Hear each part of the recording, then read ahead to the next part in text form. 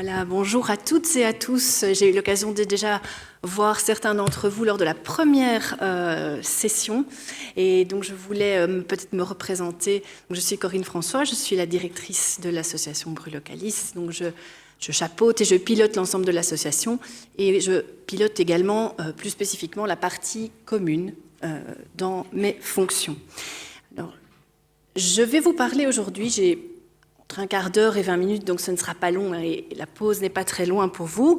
Je vais vous parler aujourd'hui des droits d'expression des citoyens.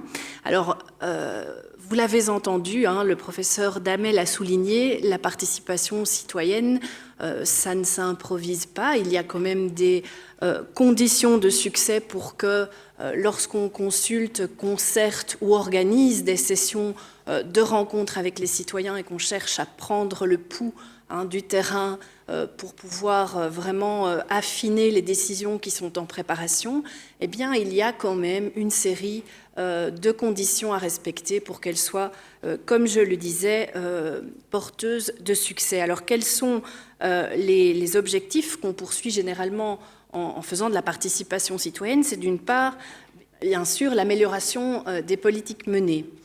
C'est de pouvoir s'appuyer sur un avis de terrain ou au contraire, sur des experts pour pouvoir vraiment prendre le pouls d'une situation locale. Et cette participation, si elle est bien menée, elle est vraiment complémentaire à votre travail. Vous êtes des représentants élus, vous êtes des représentants de la démocratie représentative. La démocratie participative vient en complément et vient renforcer le sentiment que les citoyens peuvent agir au sein de leur commune et peuvent y être entendus, leur avis, être pris en considération plus régulièrement qu'une fois tous les 6 ans. Et donc, elle permet par ce fait aussi une meilleure adéquation aux besoins du terrain. Alors, le droit des citoyens de participer à la gestion des affaires publiques, y compris au niveau local, il est mentionné expressément dans la Charte européenne de l'autonomie locale qui émane du Conseil de l'Europe. Et afin de garantir que différentes formes de participation des citoyens d'une commune constituent une véritable implication et délivre des résultats, eh bien, il y a 5 modalités qui ont été prévues par la nouvelle loi communale, et c'est de ça dont je vais vous parler. Alors, tout d'abord, ici, on a la disposition qui concerne la mise en place des conseils consultatifs communaux. C'est un outil qui est le plus ancien puisqu'il a été introduit en 1989 déjà et ça fonctionne assez bien. Vous avez peut-être déjà l'occasion de prendre connaissance de ceux qui existent au sein de votre commune. C'est l'article 120 bis de la nouvelle loi communale qui constitue la disposition clé. Et des thématiques variables existent. Alors il y a des conseils consultatifs de la mobilité, des seniors, des affaires de la jeunesse, des affaires européennes. J'en cite et des meilleurs, vous les voyez affichés ici à l'écran. Il s'agit parfois par exemple, dans le cas d'un conseil consultatif de jeunes, la commune d'Ixelles a par exemple vu évoluer le règlement d'une école en y intégrant la notion de harcèlement scolaire pour mieux défendre les élèves de leurs écoles. C'est une problématique qui était identifiée par le terrain et à laquelle la commune a pu répondre rapidement grâce à son conseil consultatif. L'alimentation durable peut être aussi une volonté d'une commune et cette matière qui est éminemment transversale, eh bien, grâce à une commission consultative, elle peut être suivie d'une autre façon. Alors, par conseil consultatif, qu'est-ce qu'on entend? C'est toute assemblée de personnes, quel que soit leur âge, chargée par le conseil communal de rendre un avis sur une ou plusieurs questions déterminées. Et donc, elles sont instituées effectivement par les autorités communales.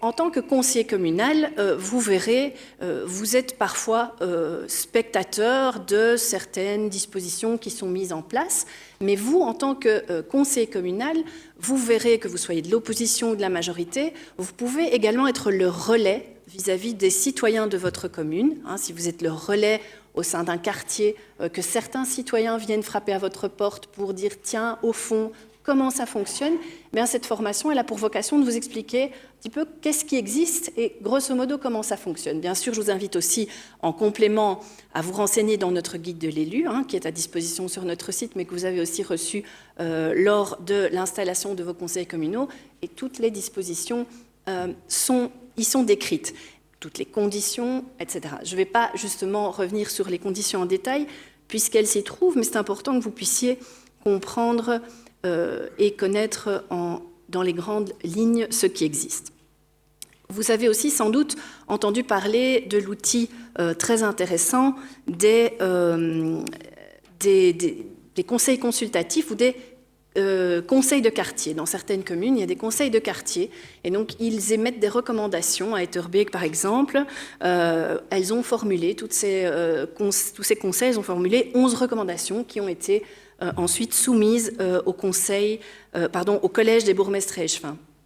Si ceux parmi nous sont membres d'un collège échevin, vous verrez que vous aurez parfois à traiter aussi de ces questions, soit par l'intermédiaire d'une initiative où le collège décidera d'entamer une médiation, ou alors tout simplement parce que vous souhaiteriez consulter la population, par exemple, sur l'aménagement d'un quartier, où vous voudriez récolter les avis des habitants pour savoir s'ils préfèrent une plaine de jeux, un parc, ceci, cela. Bref, parfois ce sont des questions très concrètes.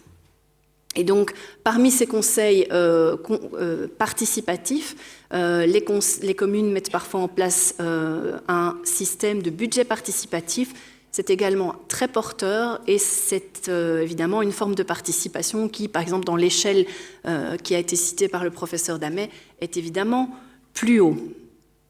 Alors, la question ici, c'est, il y a grosso modo 4 voies d'expression supplémentaires.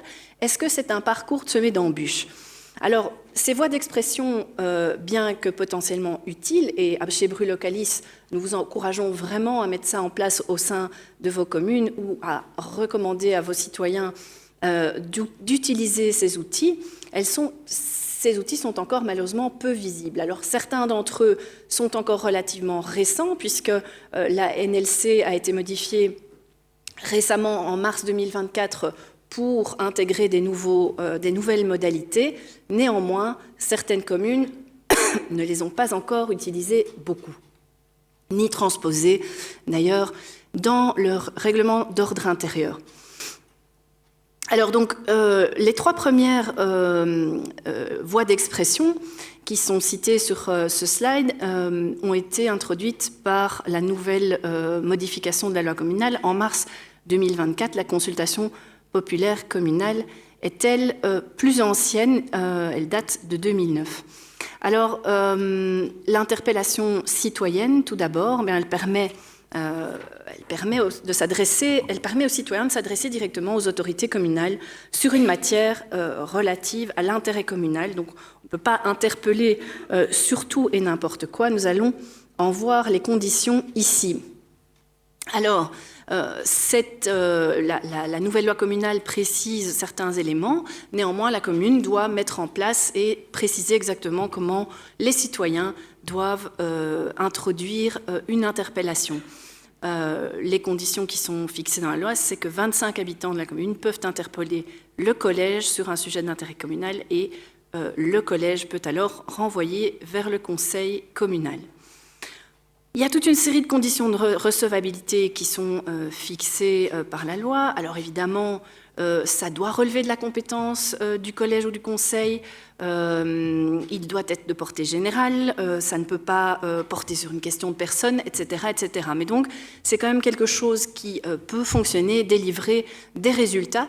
Et en tant que conseiller, vous n'en aurez jamais plus que 3 par conseil communal, puisque c'est limité de façon à quand même pas trop surcharger l'ordre du jour du conseil communal. Vous avez eu l'occasion d'assister entre 3 et 4 conseils communaux, je pense, pour la plupart d'entre vous. Vous avez vu qu'en général, les ordres du jour sont déjà bien remplis. Alors, attention à la période de 6 mois précédant les élections, parce qu'effectivement, à ce moment-là, il ne peut pas y avoir d'interpellation.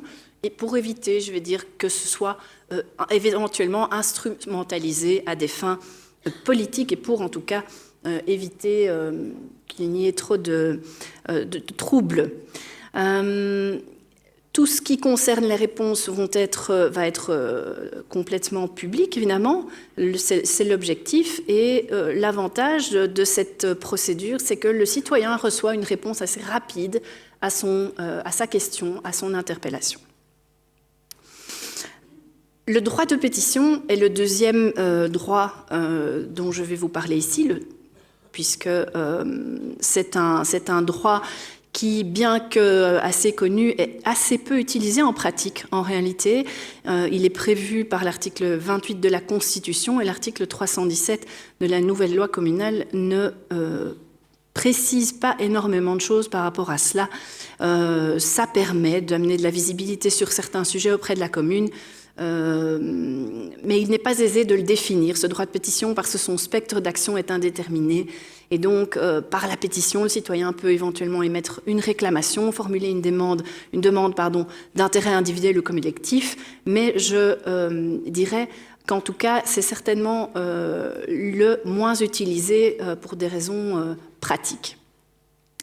Un nouvel élément qui a été mis en place récemment, c'est la médiation.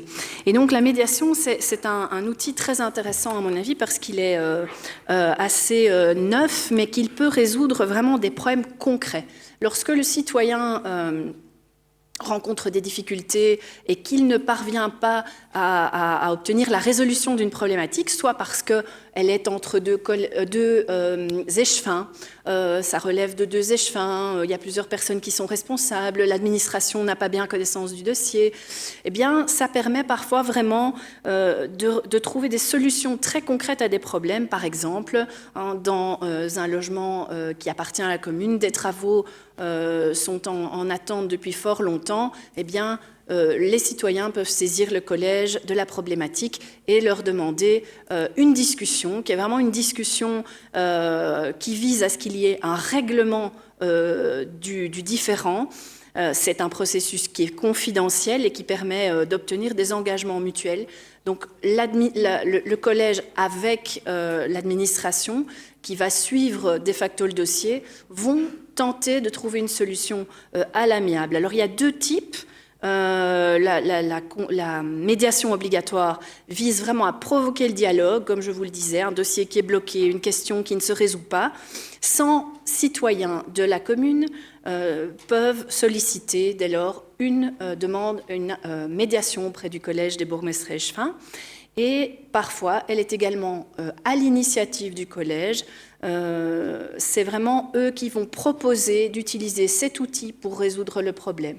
Il est utile et utilisé notamment dans la période de 6 mois précédant les élections, lorsque des interpellations ont été éventuellement faites par des citoyens, mais qu'elles ne peuvent pas être traitées dans le temps de période latente précédant les élections communales, par exemple. Mais dès lors, ça peut vraiment permettre d'éviter d'attendre 6 mois et qu'une autre majorité éventuelle soit constituée pour résoudre la problématique. Et donc cet outil n'est pas très connu, mais il permet vraiment, il est assez innovant et il permet vraiment d'atteindre des résultats intéressants. Il y a une flexibilité aussi de la procédure dans le chef de la commune. Tout n'est pas réglé dans la loi, c'est volontaire, c'est pour vraiment pouvoir mettre un outil adéquat et flexible au service du citoyen. Et donc, ce qui est intéressant aussi, vous verrez, vous allez souvent sûrement être interpellé par des citoyens sur des thématiques, que ce soit parce que vous êtes identifié comme un représentant de la commune ou autre, mais en tout cas, au lieu d'être adressé à vous en tant que membre du collège, en tant que conseiller communal, c'est l'administration qui va pouvoir en assurer le suivi, et ça permet vraiment une résolution des conflits efficace. Et donc, au plus tard, 6 mois après la mise en place de la médiation, il doit y avoir un résultat, soit la médiation a abouti, soit aucun accord n'a pu être trouvé, soit on peut bénéficier d'un délai supplémentaire, mais en tout cas, il faut trouver une résolution au problème dans un délai déterminé, et elle doit enfin être publiée aussi. L'issue des discussions et des engagements pris est publique c'est ça qui en garantit aussi, je pense, une efficience assez importante. Et je terminerai par la consultation populaire communale, qui est prévue également par la nouvelle loi communale. Alors, comme je le disais dans mon introduction, la commune peut consulter sa population sur des questions particulières. Elle peut aussi être demandée par les citoyens, par un certain nombre de citoyens. Alors je ne parcourrai pas les conditions, tout est précisé dans la loi. Cela dépend de la taille des communes, du nombre d'habitants de la commune.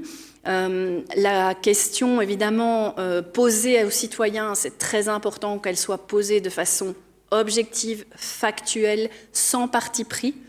Et alors, dès lors, le citoyen peut être amené à se prononcer. Certaines communes utilisent même l'outil My Opinion pour introduire ce genre de consultation.